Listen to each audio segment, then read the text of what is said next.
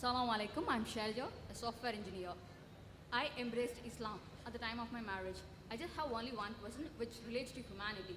Our topic is about peace to humanity. Does Islam or in anywhere in Quran is it specified about the organ donation?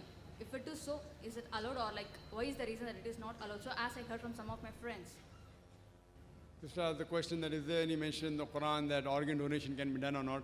There's no verse in the Quran or any authentic hadith where organ transplantation, organ donation can be done or cannot done. But all the scholars have got together and there are several conferences taking place in Makkah, in Riyadh, in Malaysia. And the scholars unanimously agree that organ donation and organ transplantation can be done if three criteria are fulfilled. Number one, the person donating the organ, it should not cause a major loss to his health. I can't give my heart. If I donate my heart, I will die. But doctors say that I've got two kidneys, one kidney is sufficient, and if my mother, both the kidneys have failed, I can give a kidney to her, even she will survive, and even I will survive.